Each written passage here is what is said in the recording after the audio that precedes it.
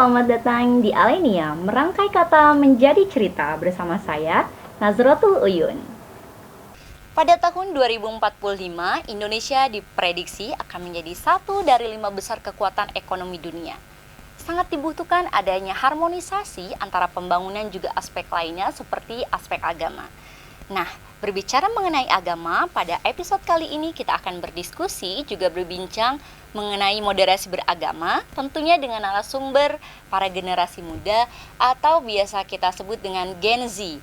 Nah, para Gen Z ini sudah terjun langsung di masyarakat dalam kegiatan KKN Nusantara Moderasi Beragama. Nah, kegiatan ini adalah berbagi dan juga merasakan langsung harmonisasi agama yang rahmatan lil alamin di tanah Toraja. Ini dia, ada Nada dan juga Rifai. Halo Nada dan juga Rifai. Halo Kak. Hai, Assalamualaikum. Waalaikumsalam. Oke. Gimana kabarnya? Sehat? Alhamdulillah sehat Oke. Kak. Sehat ya, karena pulang dari KKN dari Toraja, jadi semakin semangat, kayaknya juga semakin sehat, fresh gitu ya. Iya nggak? Iya, karena habis ngeliat keindahan alam di sana. Wow, Walaupun agak hitam-hitam dikit ya. itu sebagai tanda ya, kalau hitam itu sebagai tanda kalau kita memang sudah pernah Udah jauh. serius, Iya, serius berarti. pengabdiannya. beneran nih. Dia Pengabdiannya kayaknya serius. beneran. Iya. Juga penasaran banget nih, kata Nada tadi udah di-spill karena banyak pemandangan indah di Tanah Toraja. Nah, sebelum kita banyak-banyak ngobrol nih, boleh juga kenalan nanti Nada dan juga Rifai. Mungkin teman-teman di sana ya, pemirsa, pasti penasaran Nada itu siapa sih? Terus Rifai ini siapa ya? Gitu. Boleh dari Nada? Oke, perkenalkan nama saya Nadia Koturnada, biasa dipanggil Nada. Saya dari jurusan Komunikasi Penyiaran Islam, Fakultas Dakwah dan Ilmu Komunikasi. Oke, Fai? Sebelumnya izin Kak. Assalamualaikum warahmatullahi wabarakatuh. Waalaikumsalam. Salam sejahtera bagi kita semua. Salam Om Swastiastu, Namo Buddhaya, salam kebajikan. Saya Rifai Teguh Saputra, mahasiswa UIN Raden Intan Lampung, Fakultas Syariah, Prodi Hukum Ekonomi Syariah. Halo semuanya. Hai. Oke, Fai sama Nada. Berarti Nada semester berapa, Nada? Saya semester 7. Oke, Fai juga? Sama semester 7 juga. Berarti itu aktivitasnya Nada lagi sibuk apa nih sekarang? Sibuknya karena pertama itu KKN kita ada outputnya nih berupa jurnal gitu. Jadi ini masih proses pengerjaan sama juga lagi berusaha buat ngajuin judul ke jurusan. Oke, ini semangat-semangat mahasiswa semester akhir ya. Didoain nih Nada, semoga skripsinya juga cepat kelar gitu ya, lancar. Amin. Kalau Fai sibuk apa, Fai? Kurang lebihnya hampir sama Kak. Tetapi sedikit ingin belajar kembali. Saya akan mengadakan seperti edukasi, tetapi lewat platform digital, Instagram dan blog. Jadinya nanti kita akan memberikan edukasi, moderasi beragama, bagaimana caranya kita memahami, kemudian bersikap, dan berprinsip terhadap masyarakat. Oke, keren banget nih Rifai. Ternyata udah sibuk banget di dunia digital juga sebagai Gen Z ya. Jadi positif mengarahkan ke dunia digital. Nah, oke, tadi kita karena akan berbicara mengenai moderasi beragama ya. Tadi teman-teman pasti penasaran juga sebenarnya apa sih moderasi beragama itu. Mungkin ada yang merasa berat banget nih ngomongin moderasi beragama gitu kan.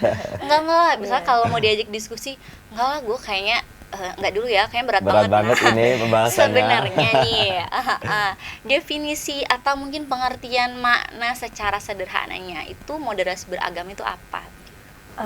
Kalau moderasi beragama itu sendiri emang katanya moderasi gitu. Iya. Jadi kayak orang-orang, aku juga awalnya kayak apa sih itu kok kayaknya aneh banget gitu. Tapi setelah aku belajar ternyata kalau menurut bahasa moderasi beragama itu terdiri dari 2 kata ya Kak ya. Pertama moderasi. Nah di sini moderasi itu kalau menurut KBBI itu tidak berlebihan dan tidak mengurangi gitu. Oke. Jadi di tengah-tengah gitu istilahnya.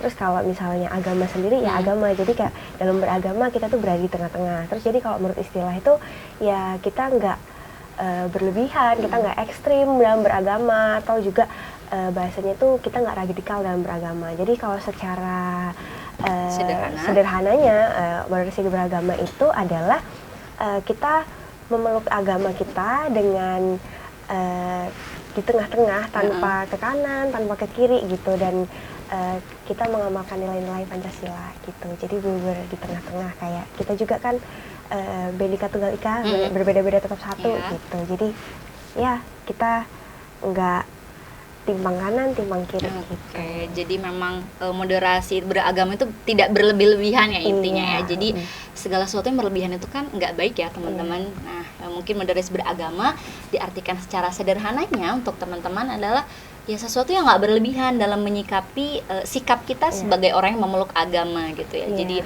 mungkin sikap terhadap orang lain juga tidak berlebihan, tidak reaktif gitu ya, tidak radikal tadi. Menurut Nada seperti itu. Nah, kalau indikatornya sendiri moderasi beragama itu apa gitu? Mungkin kan ada yang udah bilang nih, gue udah moderat nih gitu. Belum gitu kan. Nah, sebenarnya pasti ada poin-poin atau nilai-nilai indikator dari moderasi beragama sendiri itu apa? Ya, mungkin sedikit kurang lebihnya. Jadinya kalau dari kementerian sudah dikeluarkan, itu indikator daripada moderasi beragama itu ada 4 kan? Oh iya, ada 4. Nah, jadi yang pertama itu adalah komitmen kebangsaan, yang mana kita beragama, kita berumat beragama ini yang ada di Indonesia itu sudah dijamin oleh konstitusi.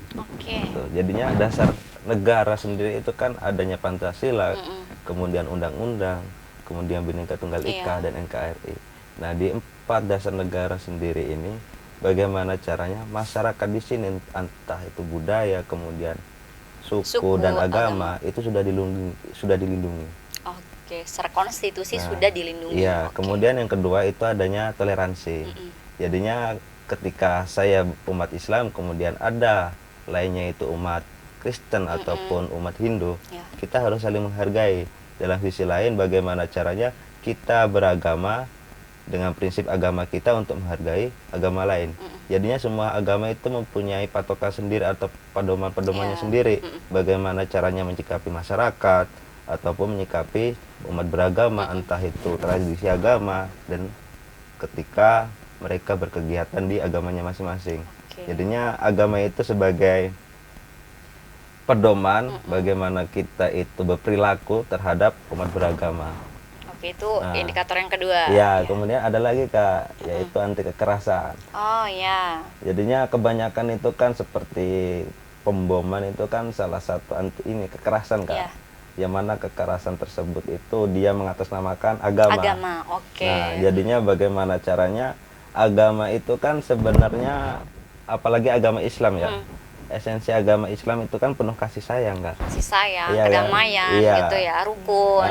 Kemudian agama kan sebagai rahmatan lil alamin. Benar. Nah, jadinya bagaimana caranya kita itu belajar agama itu secara kafah. Secara menyeluruh. Iya, jadinya bukan hanya secara tekstualnya saja, tetapi kontekstualnya. Bahwasanya semua agama itu semuanya itu mempunyai kebaikannya masing-masing.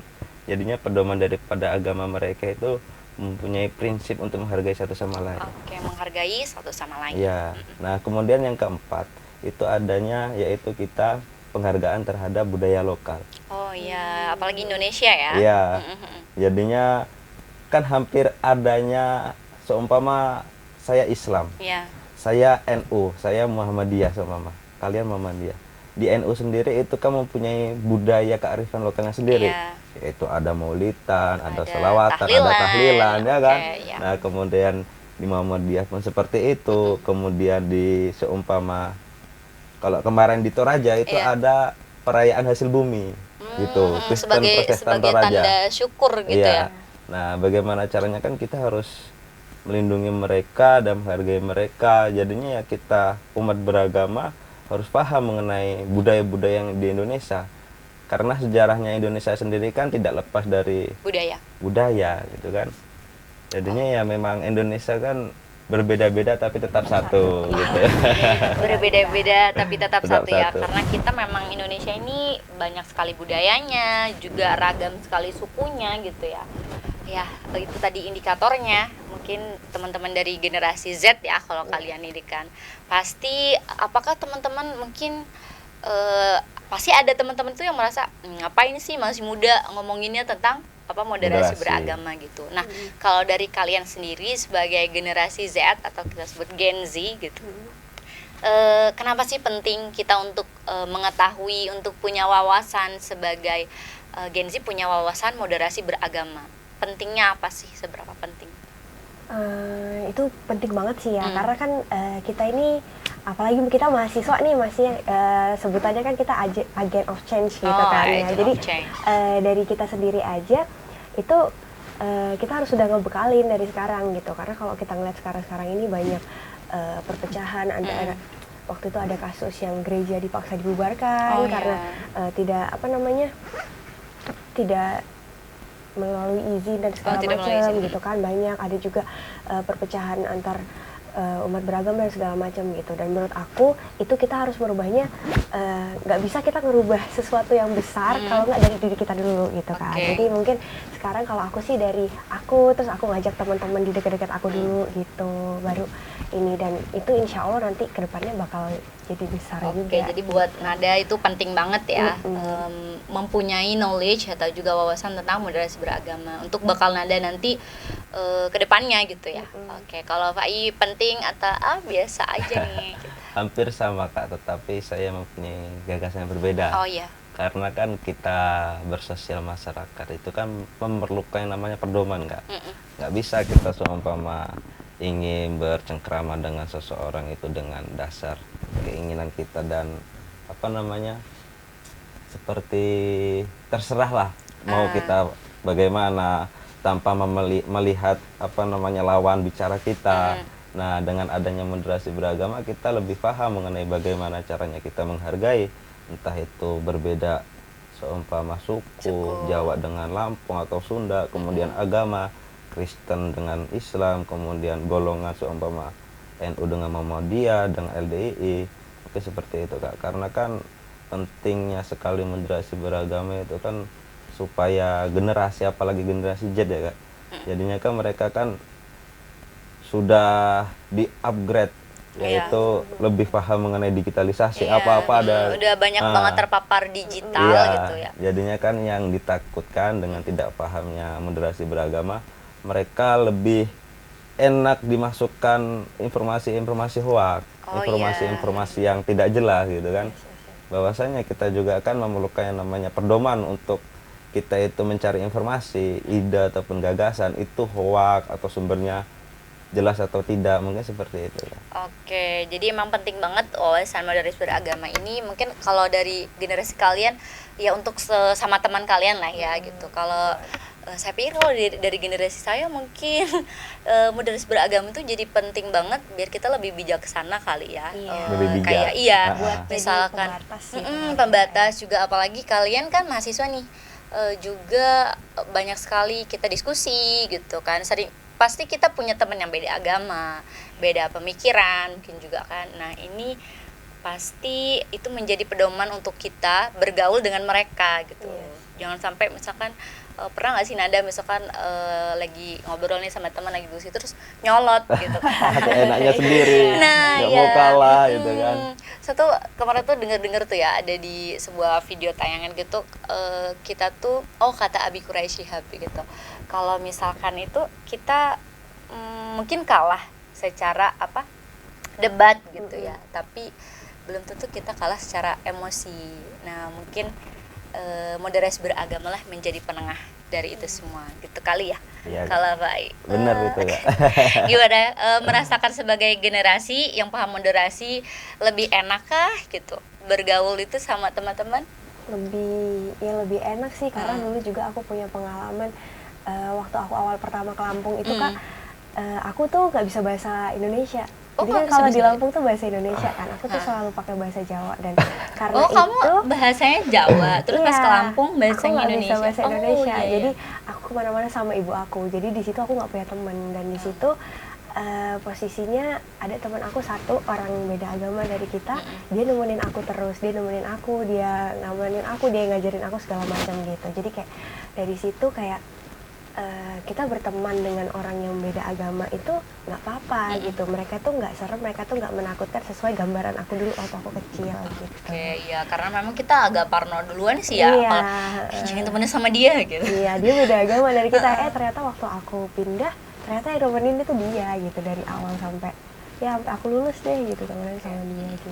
Bahkan aku tuh dengar juga sih dari Maudy Ayunda tuh gini, kita justru kalau berteman itu banyakin yang beda pendapat Beda gitu pendapat. untuk memperkaya apa pemahaman kita, wawasan. Nah, mungkin kayak Fai juga ya, kayaknya sering aku spill di Instagramnya, Aduh. kayak sering kayak sering diskusi juga. Tapi- Nah, Fai juga mungkin apakah sering menemukan perbedaan pendapat mungkin di teman-teman tongkrongannya gitu.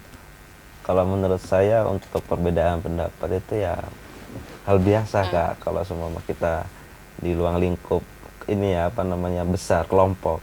Kalau semua kita ingin menang sendiri ataupun idealis sendiri sebuah kelompok, itu kelompok itu akan bubar. Jadinya kan kelompok itu kan berdiri karena semua sisi. Karena banyak sisi Iya, banyak gitu ya. sisi. Kalau seumpama kita mempunyai dua ini kaki, seumpama kerbau itu mempunyai 4 kaki, satu kaki dipotong, apakah kita bisa berjalan dengan baik atau bagaimana? Kan mungkin seperti itu analoginya, Oke, Kak. jadi sebenarnya sangat lebih asik, lebih berwarna Iya, kalau misalkan kita banyak bersama. pendapat gitu ya.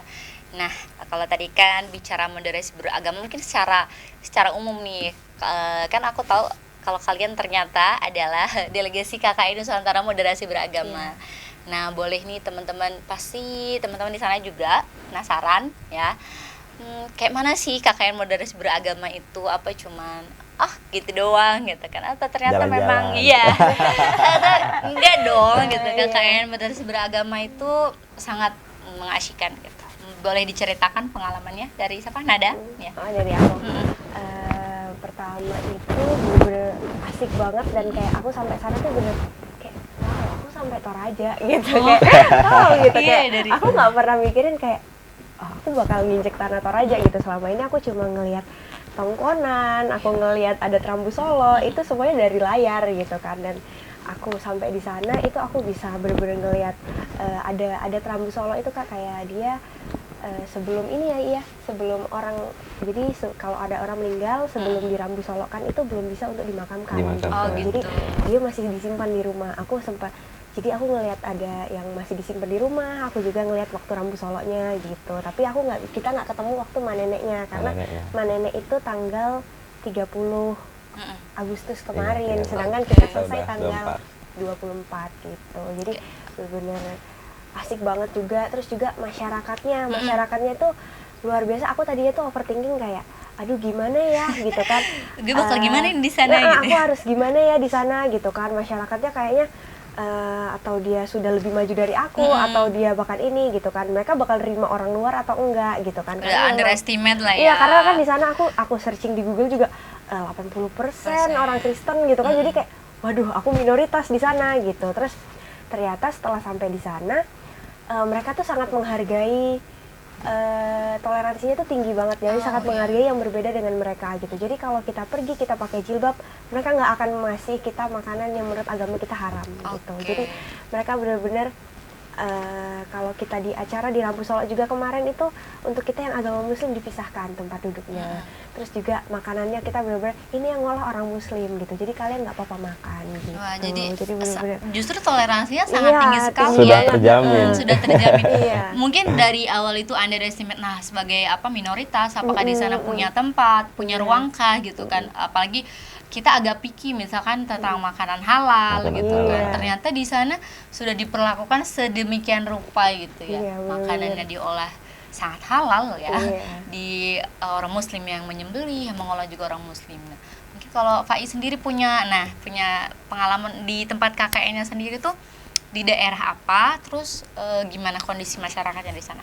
Ya, kurang lebihnya saya itu di perbatasan antara Nrekang. Jadinya saya itu di ujung pelosok Tanah Toraja, Kak. Oh, hampir pelosok Iya. dalam Tanah Toraja. Wah. Untuk listrik sendiri itu kan 2019. Jadinya emang kita di sana juga bagaimana caranya kita mengabdi, kemudian apa yang dibutuhkan masyarakat harus kita adakan dalam segi kegiatan ataupun seminar. Jadinya kan memang kita di sana itu kan mengabdi.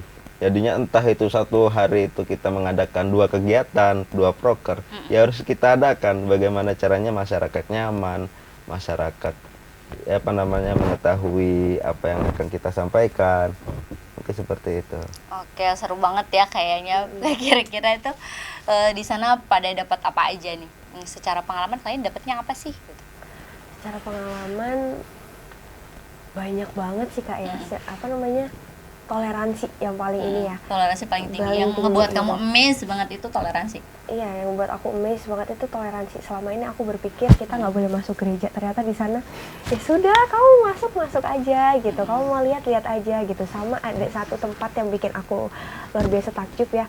Di situ ada gereja di atas, di bawahnya ada tongkonan. Tongkonan itu rumah adat khas Toraja. Oh iya. Jadi semua masyarakat Toraja itu bakal berkumpul di tongkonan gitu. Terus di bawahnya ada masjid.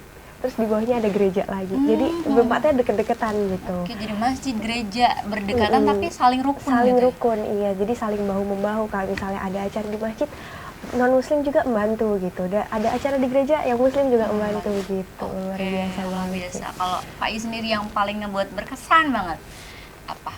Ya mungkin karena masyarakatnya itu terlalu sayang sama kita kan. Wah. Kadang- Terlalu sayang. Ini Iya. apa kamu yang kegeeran? tapi Atau kayaknya emang beneran nih? beneran kalau ini Beneran Kak, ya? Oh, ini beneran. Beneran. Jadinya emang masyarakat itu kan sayang banget sama peserta KKN itu teman-teman.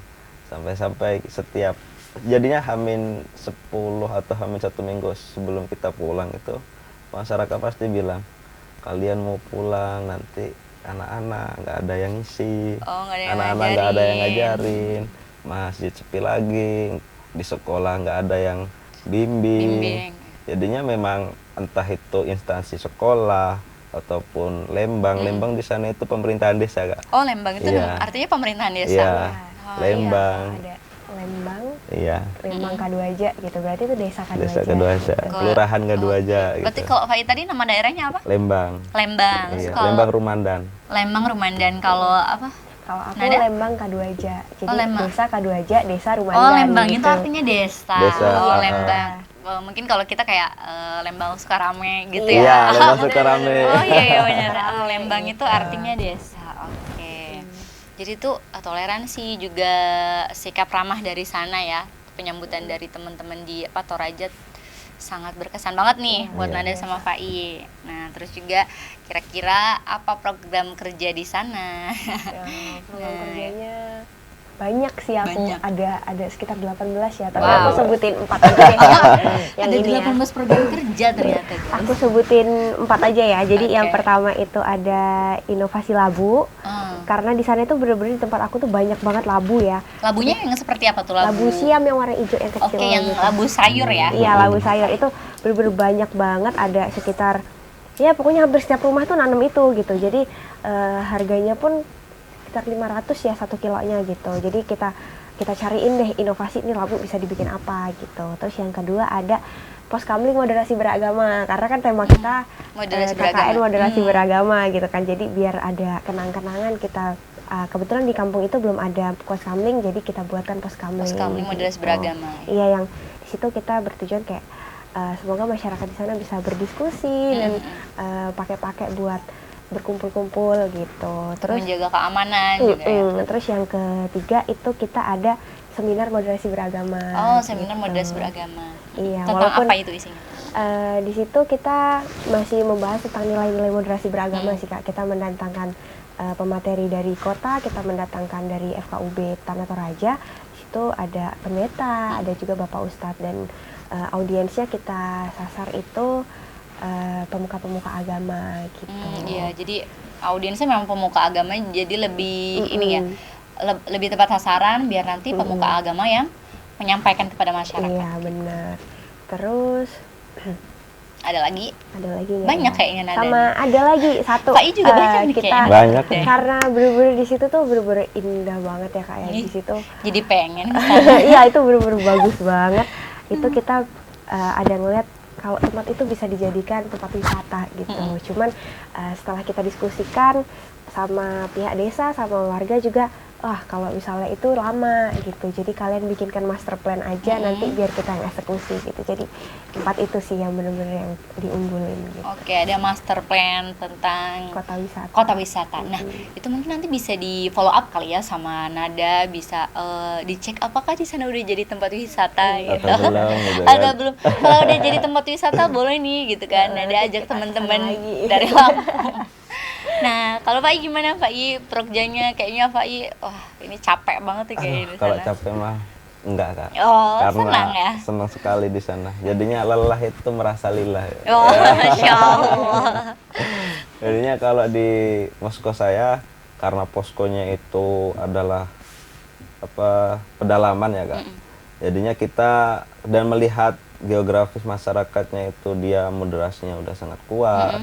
Kemudian toleransinya sudah Sangat sangat tinggi. tinggi. Jadinya ya memang kita mengadakan proker yang lebih tepat sasarannya ke pendidikan. Sesuai dengan yang dibutuhkan Iya, masyarakat. Jadinya yang pertama itu kita mengadakan 1 minggu sekali itu kajian literasi pendidikan dan keagamaan. Jadinya 1 minggu sekali itu 3 kali, yaitu hari Selasa, hari Jumat, dan hari Minggu.